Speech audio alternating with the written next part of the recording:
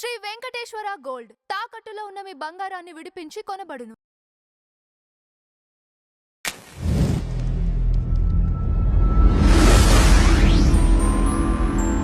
నమస్కారం భరద్వాజ్ గారు. నమస్తే అండి. రీసెంట్గా ఒక న్యూస్ బాగా హల్చల్ చేస్తుందండి.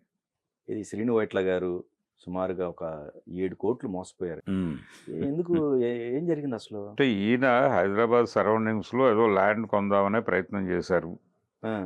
ఆ ప్రయత్నంలో భాగంగా ఆయన చెల్లించిన డబ్బులు 1.5 2 కోట్లు ఎంతో చెల్లించాడు ఆయన. ఓకే. చెల్లించి ఆ భూమి కొనుగోలు చేశారు, కానీ నిజానికి అది వేరే వాళ్ళ పేరుతో కూడా రిజిస్టర్ అయి ఉంది. మనకి ఆన్లైన్లో తెలుసుద్ది కదండి.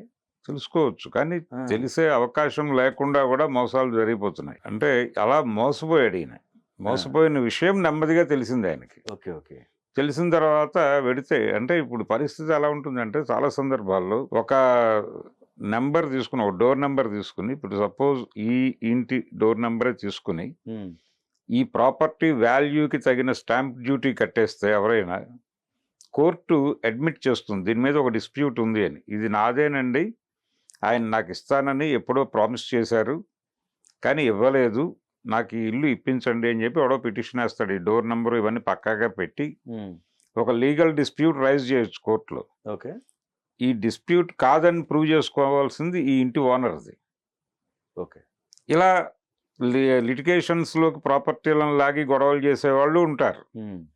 ఆ సందర్భంగా కూడా దీనికి అడ్వాన్సులు ఇచ్చిన వాళ్ళు, ఇలాంటి వాళ్ళందరూ కోర్టుల చుట్టూ తిరుగుతూ ఉంటారు సంవత్సరాల తరబడి. అవును. ఓకే.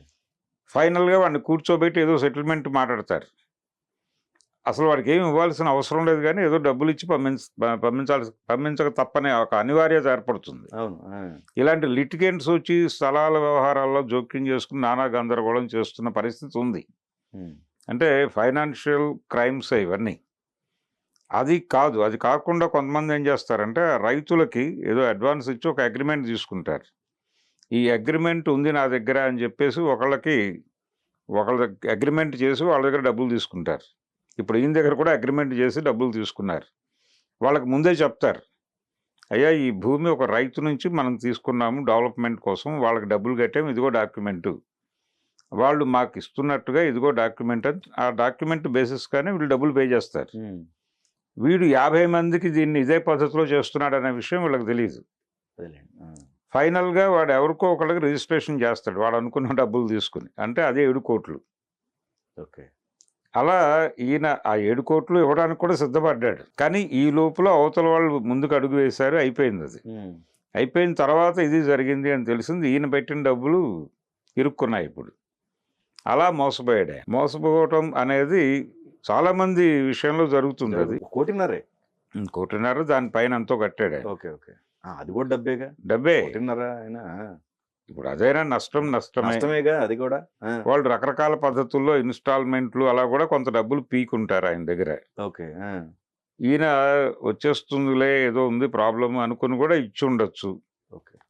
ఇది రకరకాలుగా జరుగుతాయండి. ఒక మనిషిని అవతల వాడు సస్పెక్ట్ చేసి పూర్తిగా కట్ అయ్యే వరకు ఏదో పద్ధతిలో డబ్బులు గుంజడానికి ప్రయత్నాలు చేస్తూనే ఉంటారు. నిరంతర ప్రక్రియ అది. రైట్. ఈ ప్రక్రియలోకి ఒకసారి ఎంటర్ అయిపోయిన తర్వాత, అంటే హైదరాబాద్లో మాత్రమే కాదండి, ప్రతి చోట ఈ లిటిగేషన్ గొడవలు ఎక్కువ ఉన్నాయి.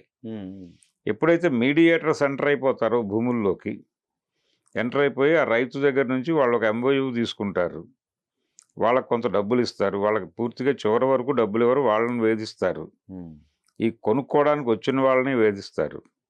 అందుకని ఎప్పుడైనా సరే స్ట్రైట్ ఓనర్ ఎవడో డాక్యుమెంట్ ఎవరి పేరుతో ఉందో వాళ్ళతో డీల్ చేసుకోవడమే బెటర్.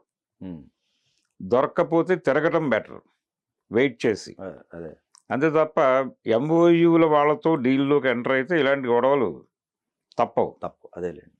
అది చాలామంది తలలు బొప్పులు కట్టిపోయి నానా కష్టాల్లోకి వెళ్ళిపోయిన సందర్భాలు ఉంటాయి.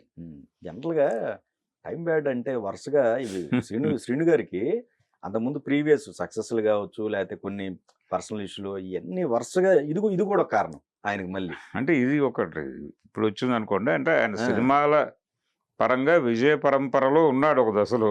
అప్పుడు అవును. ఆ తర్వాత నెమ్మదిగా ఆయనకు పరాజయాలు మొదలైనాయి. అంటే అది కూడా మొదలైంది ఆగడు అనేటువంటి టైటిల్ దగ్గర నుంచి మొదలైంది అది. ఓకే. ఆగిపోయారంట. అదొక ఐరనీ. ఆ, అక్కడి నుంచి ఆయన విజయానికి అడ్డుపడుతూ వస్తుంది. అవును. విజయం అవును. పరాజయం అడ్డుపడుతూ వచ్చింది. ఆయన ఆగడు అన్నాడు కానీ ఉమ్, ఆగాల్సిన పరిస్థితి వచ్చింది. ఉమ్, ఈ టైంలో ఈ రకమైనటువంటి ఫైనాన్షియల్ గొడవ ఒకటి, అవును. ఆర్థిక నష్టం, దీన్ని ప్రపంచంకి ప్రమోట్ చేసేటువంటి సందర్భంలో ఆయన ఏదో స్కామ్ చేసినట్టుగా కొన్ని thumbnails, అంటే దానిలో ఆ భ్రమ కల్పించి విషయం వార్త జెన్యూన్గానే ఉంటుంది కానీ అవునవును.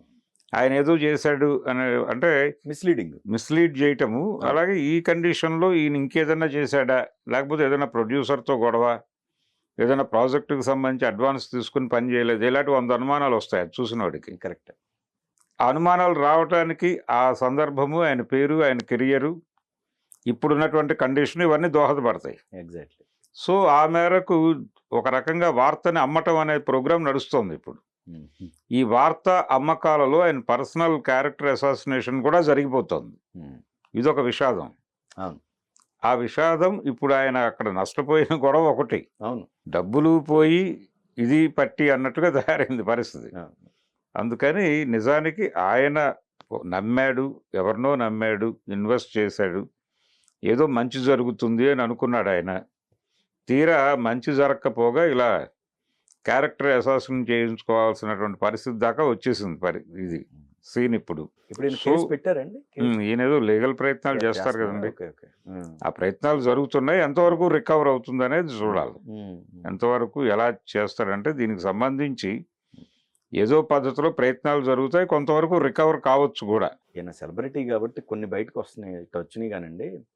చాలా సఫరర్స్ ఉన్నారు కదా, ఉన్నారు, ల్యాండ్స్ కి ఉన్నారు, సంబంధించి. ఉన్నారు, ఉన్నారు. చాలా మంది. ఇరుక్కుపోయి ల్యాండ్స్ ఒకటే కాదండి, రకరకాల డీల్స్. అంటే ఏదో ఒక ప్రలోభ పెడతారు. అదే, ముఖ్యంగా రియల్ ఎస్టేట్ లో రియల్ ఎస్టేట్ లో చాలా జరుగుతాయి. మోసాలు జరుగుతున్నాయి. ఈ పెట్రోల్ బంకుల పేరుతో ల్యాండ్ కోసం తిరిగే వాళ్ళకి ఎరేసే వాళ్ళు ఉంటారు. వాళ్ళకి ఏదో ప్రైమ్ లొకాలిటీలో వాళ్ళు ఎక్కడో తెచ్చుకోగలిగిన పరిస్థితిలో ఉండి ఇన్వెస్ట్మెంట్ పెడతారు. వాళ్ళని ఇంకో రైతు దగ్గర ఇరికిస్తారు వీళ్ళు. ఓకే. ఆ రైతుకి తెగదు, వీళ్ళకి తెగదు, ఫైనల్గా అది అలా స్టాగ్నేట్ అయిపోయి ఉంటుంది. రైట్. ఇలాంటి గొడవలు హైదరాబాద్ చుట్టూ చాలా ఉన్నాయి. చాలా. అదే. అదే ఎప్పుడైతే మీడియేటర్ ఎంటర్ అవుతాడో అది ల్యాండ్ లార్డ్కి మంచిది కాదు, వీళ్ళకి మంచిది కాదు. ఓకే. అందుకని అవాయిడ్ చేసి వెళ్ళటం మంచిది ఎప్పుడైనా సరే. ఈ మిడిల్ మ్యాన్ని నమ్మి ఎంటర్ అయితే మాత్రం అది గందరగోళమే. రెండోది, వాళ్ళు ఆల్రెడీ వాళ్ళ పేరుతో ఒక ఎంఓయూ ఉంటుంది.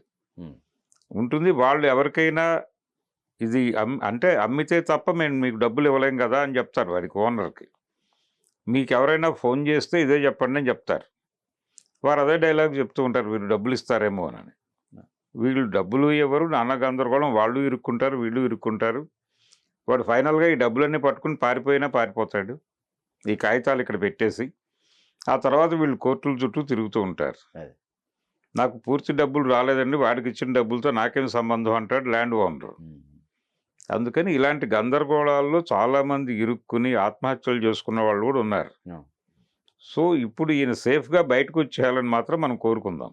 ఎగ్జాక్ట్లీ. శ్రీను వైట్ల గారు ఏదో ఆయన ప్రయత్నం ఆయన చేస్తూ ఉంటాడు డెఫినెట్గా. దీనిలో నుంచి బయటకు వచ్చి తిరిగి ఒక సక్సెస్ఫుల్ సినిమాతో మళ్ళీ ఆయన పేరు, అవును, శ్రీను వైట్ల అంటే ఒక మంచి ఎంటర్టైనింగ్ డైరెక్టర్ అనేటువంటి ఒక ఇమేజ్ ఉంది. అవును. ఏ కారణం చేతో అది మసకబారింది, దానికి సంబంధించి ఎవరికైనా జరుగుతుంది అది. ప్రతి ఒక్కళ్ళు ఒక కంబ్యాక్ కోసం ప్రయత్నం చేస్తారు. పెద్ద పెద్ద హీరోలకే 2-3 ఏళ్ళు కష్టాలు తప్పలేదు. అవును. సో ఈయన కూడా తిరిగి కంబ్యాక్ ఇవ్వాలని, ఆ కంబ్యాక్ ఇవ్వడానికి ఇలాంటి గందరగోళాలు హర్డిల్ కాకూడదని కోరుకుందాం.